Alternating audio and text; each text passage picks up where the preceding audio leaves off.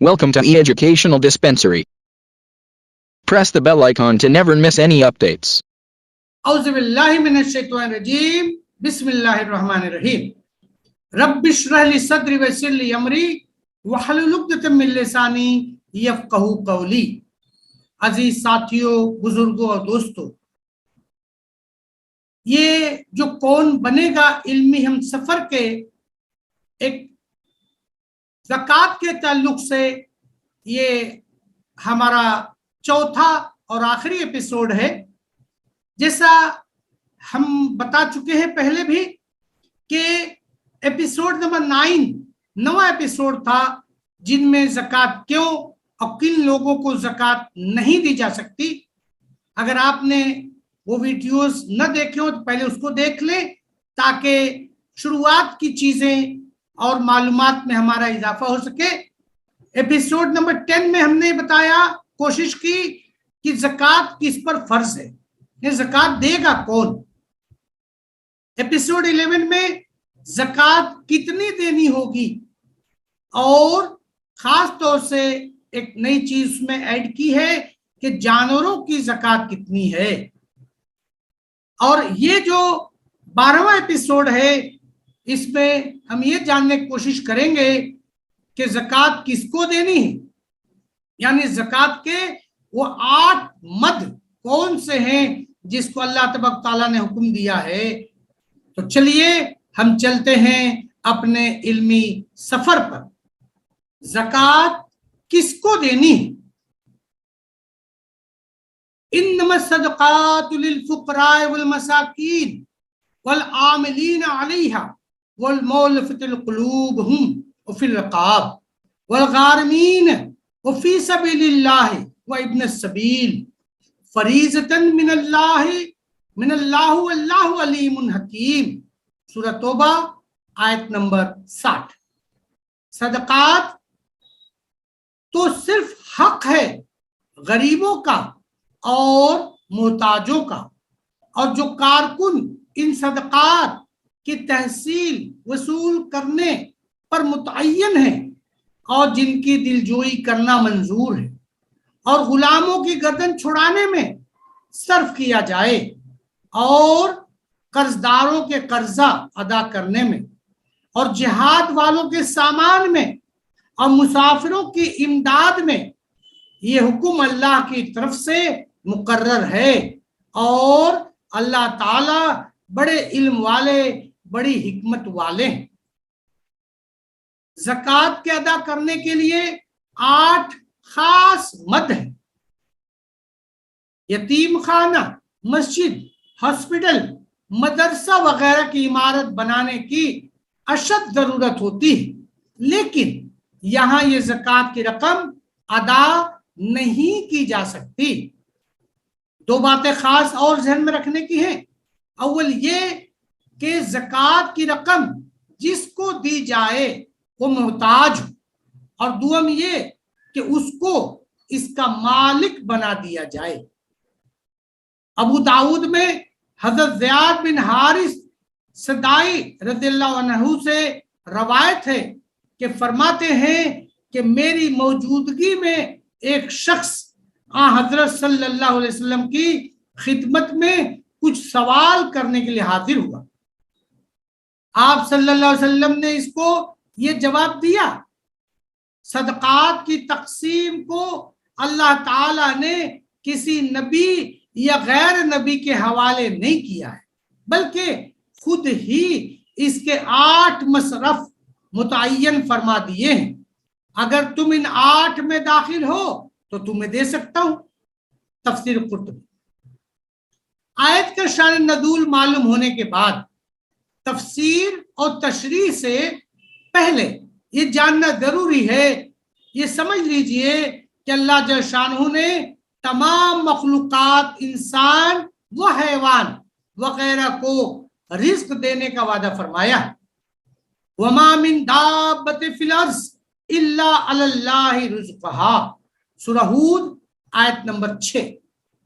اور ساتھ ہی اپنی حکمت بالغہ سے ایسا نہیں کیا کہ سب کو رزق میں برابری کر دیتے، غنی و فقیر کا فرق نہیں رہتا، اس میں انسان کی اخلاقی تربیت اور نظام عالم سے متعلق سینکڑوں حکمتیں ہیں، اور اسی حکمت کے تحت کسی کو مالدار بنایا، کسی کو غریب و فقیر، پھر مالدار کے مال میں غریب و فقیر کا حصہ لگا دیا اور ارشاد فرمایا وفی اموالہم حق معلوم للسائل والمحروم، سورہ الزاریات آیت نمبر 19۔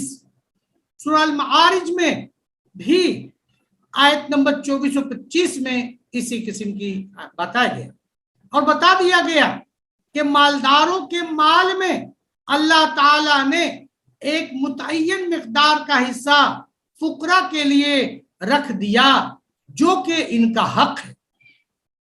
اس سے یہ پتہ چلتا ہے کہ مالداروں کے مال میں جو صدقہ نکالنے کا حکم دیا گیا ہے یہ کوئی ان کا احسان نہیں، بلکہ فقراء کا ایک حق ہے جس کی ادائیگی ان کے ذمے ضروری ہے۔ دوسرے یہ معلوم ہوا کہ حق تعالیٰ کے نزدیک یہ متعین ہے، یہ نہیں کہ جس کا جی چاہے جب چاہے اس میں کمی بیشی کر دے، اور اللہ تعالیٰ نے یہ مقدار متعین کرنے کی ذمہ داری بھی رسول اللہ صلی اللہ علیہ وسلم کے سپرد فرمایا، اور اسی لیے آپ صلی اللہ علیہ وسلم نے اس قدر اہتمام فرمایا کہ صحابہ کرام کو صرف زبانی بتلا دینے پر کفایت نہیں فرمائی، بلکہ اس معاملے کے متعلق مفصل فرمان لکھوا کر حضرت فاروق اعظم رضی اللہ عنہ اور عمر بن حزم رضی اللہ عنہ کو سپرد فرمائے، جس سے واضح طور پر ثابت ہو گیا کہ زکوٰۃ کے نصاب اور نصاب میں سے مقدار زکوٰۃ ہمیشہ کے لیے اللہ تعالیٰ نے اپنے رسول صلی اللہ علیہ وسلم کے واسطے سے متعین کر کے بتلا دیے ہیں۔ اس میں کسی زمانے اور کسی ملک میں کسی کو کمی بیشی یا تغیر و تبدل کا کوئی حق نہیں۔ صدقہ زکوٰۃ کی فرضیت تو اوائل اسلام ہی میں مکہ مکرمہ کے اندر ہی نازل ہو چکی تھی، جیسا کہ آیت وَأَقِیمُوا الصَّلَاةَ وَآتُوا الزَّکَاةَ سورہ مزمل میں آیت نمبر 20 سے استدلال فرمایا۔ یہ سورہ بالکل ابتدا وحی کے زمانے کی صورتوں میں سے ہے، اس میں نماز کے ساتھ زکوٰۃ کا حکم بھی ہے۔ البتہ روایت حدیث سے ایسا معلوم ہوتا ہے کہ ابتدا اسلام میں زکوٰۃ کے لیے کوئی خاص نصاب یا خاص مقدار مقرر نہ تھی، بلکہ جو کچھ ایک مسلمان کے پاس اپنی ضرورتوں سے بچ رہے وہ سب اللہ کی راہ میں خرچ کیا جاتا تھا۔ نصابوں کا تعین اور مقدار زکوٰۃ کا بیان بعد از ہجرت مدینہ طیبہ میں ہوا، اور پھر زکوٰۃ و صدقات کی وصولیابی کا نظام محکمانہ انداز کا تو فتح مکہ کے بعد عمل میں آیا۔ اس آیت کو لفظ انما سے شروع کیا گیا ہے، جو کہ یہ بتلاتے ہیں کہ صدقات کے جو مصارف آگے بیان ہو رہے ہیں تمام صدقات واجبہ صرف انہی میں خرچ ہونے چاہیے، ان کے علاوہ کسی دوسرے مصرف خیر میں صدقات واجبہ صرف نہیں ہو سکتے، جیسے جہاد کی تیاری یا مسجد و مدارس یا دوسرے رفاہ عام کے ادارے، یہ سب چیزیں بھی اگرچہ ضروری ہیں اور ان میں خرچ کرنے کا بڑا ثواب ہے، مگر صدقات فرض جن کی مقداریں متعین کر دی گئی ہیں ان کو ان میں نہیں لگایا جا سکتا۔ آیت کا دوسرا لفظ صدقات ہے، جو کہ صدقے کی جمع ہے۔ صدقہ لغت میں اس مال کے جس کو کہا جاتا ہے جو اللہ کے لیے خرچ کیا جائے۔ اور تیسرا لفظ للفقراء سے شروع ہوا، اس کے شروع میں لام ہے جو تخصیص کے معنی میں استعمال ہوتا ہے، اس لیے معنی جملے کے یوں ہوں گے کہ تمام صدقات صرف انہی لوگوں کا حق ہے جن کا ذکر بعد میں کیا گیا، یعنی ان میں 8 میں سے پہلا مصرف فقراء ہیں اور دوسرا مساکین۔ فقیر اور مسکین اس کے اصل معنی میں اگرچہ اختلاف ہے. ایک کے معنی ہے جس کے پاس کچھ نہ ہو اور دوسرے کے معنی ہے جس کے پاس نصاب سے کم ہو، لیکن حکم زکوٰۃ میں دونوں یکساں ہیں، اس لیے کوئی اختلاف نہیں. حاصل یہ ہے کہ جس شخص کے پاس اس کی ضروریات اصلیہ سے زائد بقدر نصاب مال نہ ہو اس کو زکوٰۃ دی جا سکتی ہے، اور اس کے لیے زکوٰۃ لینا بھی جائز ہے. ضروریات میں مکان، استعمال کے برتن، کپڑے، فرنیچر وغیرہ سب شامل ہیں. صاحب نصاب یعنی 7.5 تولہ سونا یا 52.5 تولہ چاندی یا اس کی قیمت جس کے پاس ہو اور وہ قرضدار بھی نہ ہو، نہ اس کو زکوٰۃ لینا جائز ہے نہ دینا.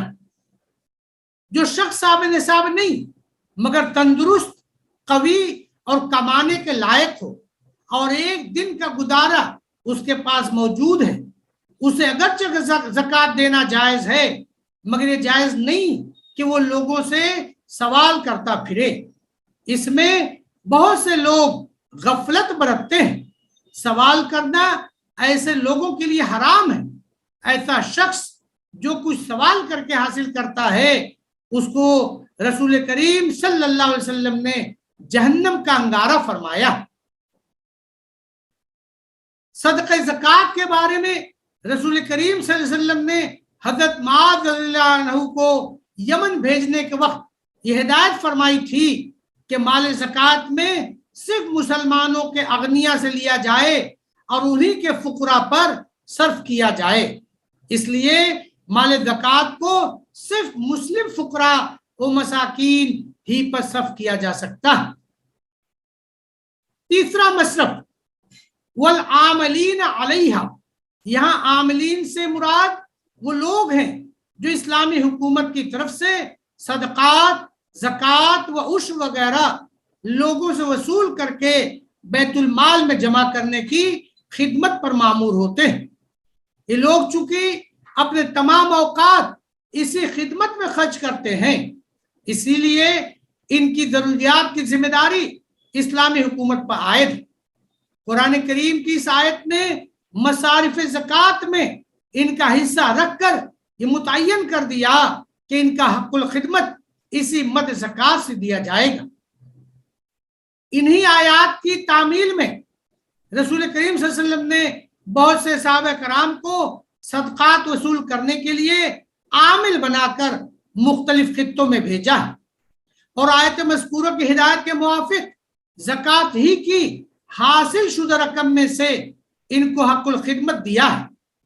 ان میں وہ حضرات صحابہ بھی شامل ہیں جو اغنیاء تھے. حدیث میں ہے کہ رسول اللہ صلی اللہ علیہ وسلم نے فرمایا کہ صدقہ کسی غنی یعنی مالدار کے لیے حلال نہیں بجز 5 شخصوں کے.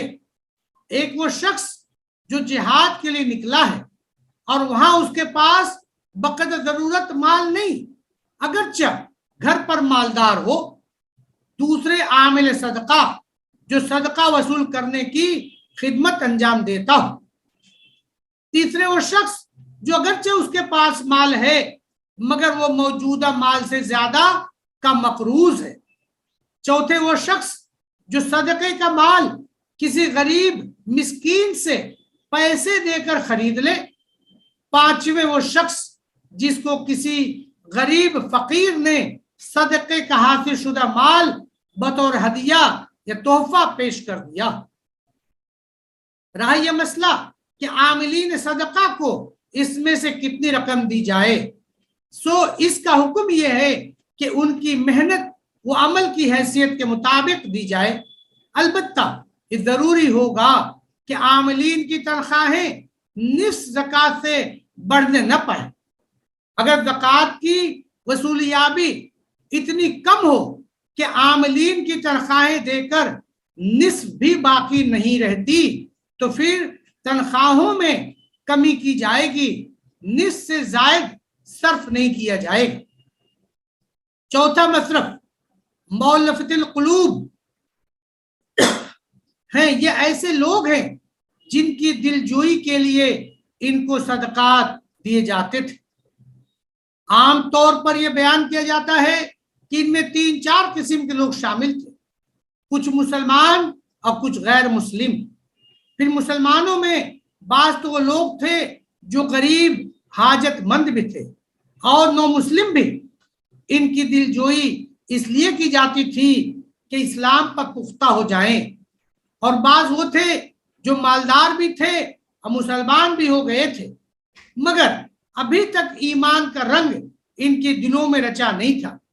اور بعض وہ لوگ تھے جو خود تو پکے مسلمان تھے، مگر ان کی قوم کو ان کے ذریعے ہدایت پر لانا اور پختہ کرنا مقصود تھا۔ اور غیر مسلموں میں بھی کچھ لوگ تھے جن کے شر سے بچنے کے لیے ان کی دلجوئی کی جاتی تھی، اور بعض وہ تھے جن کے بارے میں یہ تجربہ تھا کہ نہ تبلیغ و تعلیم سے اثر پذیر ہوتے ہیں، نہ جنگ و تشدد سے، بلکہ احسان و حسن سلوک سے متاثر ہوتے ہیں۔ رحمت للعالمین صلی اللہ علیہ وسلم تو یہ چاہتے تھے کہ خلق خدا کو کفر کی ظلم سے نکال کر نور ایمان میں لے آئیں۔ اس کے لیے ہر وہ جائز تدبیر کرتے تھے جس سے لوگ متاثر ہو سکیں، اور یہ سب تدبیریں مؤلف القلوب میں داخل سمجھی جاتی ہیں۔ مؤلف القلوب کے زمرے میں صدقات کی رقم غیر مسلموں کو ان کی دلجوئی اور اسلام کی ترغیب کے لیے، اور نو مسلموں کو دلجوئی اور اسلام پر پختہ کرنے کے لیے کی جاتی تھی۔ عام طور پر مشہور ہے کہ ان کو رسول کریم صلی اللہ علیہ وسلم کے عہد مبارک میں ایک خاص علت اور مصلحت کے لیے صدقات دیے جاتے تھے۔ آپ صلی اللہ علیہ وسلم کی وفات کے بعد جبکہ اسلام کو مادی قوت بھی حاصل ہو گئی اور کفار کے شر سے بچنے یا نو مسلموں کو اسلام پر پختہ کرنے کے لیے اس طرح کی تدبیروں کی ضرورت نہ رہی، تو علت اور مصلحت ختم ہو گئی، اس لیے اس کا حصہ بھی ختم ہو گیا، جس کو بعض فقہا نے منسوخ ہو جانے سے تعبیر فرمایا۔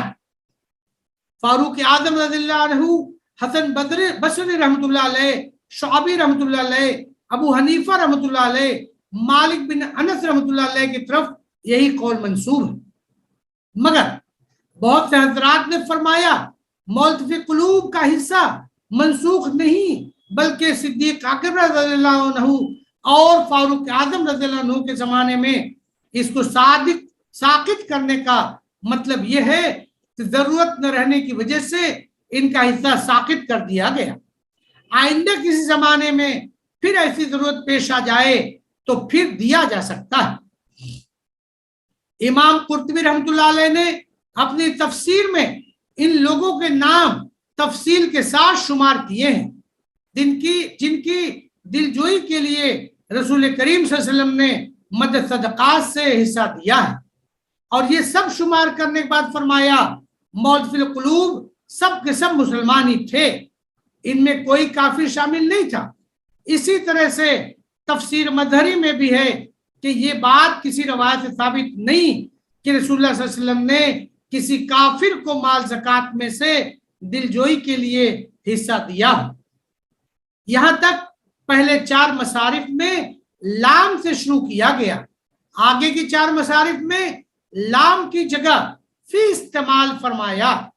اس بات سے اس طرف اشارہ کرنا منظور ہے کہ یہ آخری 4 مصرف بنسبت پہلے 4 کے زیادہ مستحق ہیں، کیونکہ حرف فی ظرفیت کے لیے بولا جاتا ہے، جس کے معنی یہ پیدا ہوتے ہیں کہ صدقات کو ان لوگوں کے اندر رکھ دینا چاہیے، اور ان کی زیادہ مستحق ہونے کی وجہ ان کا زیادہ ضرورت مند ہونا ہے، کیونکہ جو شخص کسی کا مملوک غلام ہے وہ بنسبت عام فقراء کے زیادہ تکلیف میں ہے۔ اسی طرح سے جو قرض دار ہے اور قرض خواہوں کا اس پر تقاضا ہے وہ عام غربا وہ فقراء سے زیادہ تنگی میں ہے، کہ اپنے اخراجات کی فکر سے بھی زیادہ قرض داروں کے قرض کی فکر اس کے ذمہ ہے۔ اس میں سب سے پہلے और फिर रकाब का जिक्र फरमाया। रकाब रकबा की जमा है। असल में गर्दन को रकबा कहते हैं। उर्फ में उस शख्स को रकबा कह दिया जाता है जिसकी गर्दन किसी दूसरे की गुलामी में मुक़य्यद है। जमहूर फुक़हा व मुहद्दिसीन रकाब से मुराद वो गुलाम लेते हैं जिनके आकाओं ने कोई माल मुतय्यन करके कह दिया कि इतना माल कमाकर हमें दे दो तो तुम आजाद हो। इसी को कुरान और सुन्नत की इस्तिलाह में मकातिब कहा जाता है, जिसको आका इजाजत दे देता है कि वो तिजारत या मजदूरी के जरिए माल कमाए और आका को लाकर दे। यहाँ इस आयत में रकाब से मुराद यह है कि उस शख्स को रकम ज़कात में से हिस्सा देकर उसकी गुलू खलासी में इमदाद की जाए। छठा मसरफ अल-गारमीन, गार की जमा है जिसके मानी कर्जदार के हैं। गारिम लुगत में ऐसे कर्जदार को कहा जाता है कि इसके पास इतना माल न हो जिससे वो कर्ज अदा कर सके। और बाज आइमा फुक़हा ने ये शर्त भी लगाई है कि कर्ज इसने किसी नाजायज काम के लिए न लिया। अगर किसी गुनाह के लिए कर्ज लिया, जैसे शराब वगैरह, ये शादी गमी की नाजायज रस्मों वगैरह के लिए, तो ऐसे कर्जदार को मद ज़कात से न दिया जाएगा ताकि इसकी मासियत और असराफ बेजा की हौसला अफजाई न हो। सातवां मसरफ फी सबीलिल्लाह, या फिर हर फी का इयादा किया गया। तफसीर कशाफ में है कि इस इयादे से इस तरफ इशारा करना मंजूर है कि मसरफ पहले सब मसारिफ से अफजल और बेहतर है। वजह यह है, इसमें दो फायदे हैं। एक तो गरीब व मुफलिस की इमदाद, दूसरे एक दीनी खिदमत में एयानत। क्योंकि फी सबीलिल्लाह से मुराद वो गाजी और मुजाहिद हैं जिसके पास असलहा और जंग का जरूरी सामान खरीदने के लिए माल न हो। यह वो शख्स जिसके जिम्मे हज फर्ज हो चुका हो मगर उसके पास अब माल नहीं रहा जिससे वो हज फर्ज अदा करे। ये दोनों काम खालिस दीनी खिदमत और इबादत है। इसलिए माल ज़कात को इन पर खर्च करने में एक मुफलिस की इमदाद भी है और एक इबादत की अदायगी में ताउन भी। इसी तरह हज़रत फुक़हा ने तालिब इल्मों को भी इसमें शामिल किया है कि वो भी एक इबादत की अदायगी के लिए लेते हैं। और साहिब बदाया ने फरमाया कि हर वो शख्स जो कोई नेक काम या इबादत करना चाहता है और उसकी अदायगी में माल की जरूरत है तो वो भी फी सबीलिल्लाह में दाखिल है, बशर्ते कि इसके पास इतना माल न हो जिससे इस काम को पूरा कर सके। जैसे दीन की तालीम और तबलीग और उनके लिए नश्र इरशाद कि अगर कोई मुस्तहक ज़कात ये काम करना चाहे तो उसकी इमदाद माल ज़कात से कर दी जाएगी, मगर मालदार साहब निसाब को नहीं दिया जा सकता। आठवां मसरफ इब्न सबील है। सबील के मानी रास्ते, और इब्न का लफ्ज असल में तो बेटे के लिए बोला जाता है, लेकिन अरबी मुहावरात में इब्न, अब और अख वगैरह के अल्फाज इन चीजों के लिए भी बोले जाते हैं जिनका गहरा ताल्लुक किसी से हो। इसी मुहावरे के मुताबिक इब्न सबील राहगीर व मुसाफिर को कहा जाता है क्योंकि इनका गहरा ताल्लुक रास्ता कता करने और मंजिल मकसूद पर पहुंचने से है। और मसारिफ ज़कात में इससे मुराद वो मुसाफिर है जिसके पास सफर में बक़द्र जरूरत माल न हो, अगरचे इसके वतन में इसके पास कितना ही माल हो। ऐसे मुसाफिर को माल ज़कात दिया जा सकता है जिससे वो अपने सफर की जरूरियात पूरी कर ले और वतन वापस जा सके।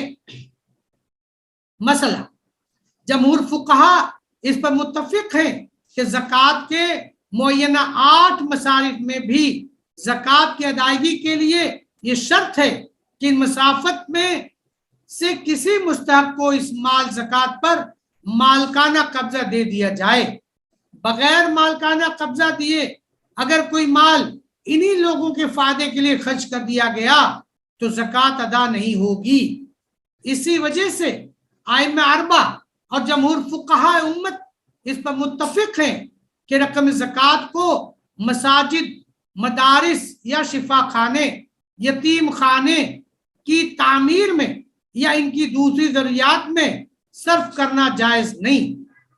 अगरचे इन तमाम चीज़ों से फ़ायदा इन फुकरा और दूसरे हजरात को पहुँचता है जो मसरफ ज़कात हैं, मगर इनका मालकाना कब्जा इन चीज़ों पर न होने के सबब ज़कात इससे अदा नहीं होती।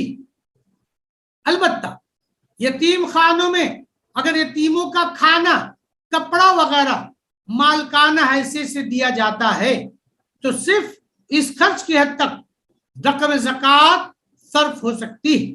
इसी तरह शिफा खानों में जो दवा हाजतमंद गुरबा को मालकाना हैसियत से दे दी जाए, इसकी कीमत रकम ज़कात में महसूब हो सकती है। इसी तरह फुक़हा उम्मत की तसरीहात में कि लावारिस मैयत का कफन रकम ज़कात से नहीं लगाया जा सकता क्योंकि मैयत में मालिक होने की सलाहियत नहीं। हाँ, अगर इसके वारिस गरीब और मुस्तहक़ ज़कात हो तो उनको मालकाना तौर से दिया जा सकता है। वो इस रकम के मालिक होकर अपनी रजामंदी के साथ इस रकम से मैयत का कर्ज अदा कर सकते हैं या और भी किसी रिफ़ाए आम के कामों में लगा सकते हैं। मजीद मालूमात के लिए अपने करीब के आलिम या मुफ्ती से रुजू करें। उम्मीद है कि ये जो मालूमात आपके सामने पेश की गई इससे आपको फायदा पहुंचेगा और अपने साथियों, अजीजों, बहीखाओं, रिश्तेदारों को भी इसका फायदा पहुंचाने के लिए इन वीडियोस को जरूर शेयर करें ताकि तमाम तक फायदे पहुंच सके। व आखिरु दावाना अल्हम्दुलिल्लाहि रब्बिल आलमीन। अस्सलामु अलैकुम व रहमतुल्लाहि व बरकातहू। Subscribe now and press the bell icon. Never miss an update.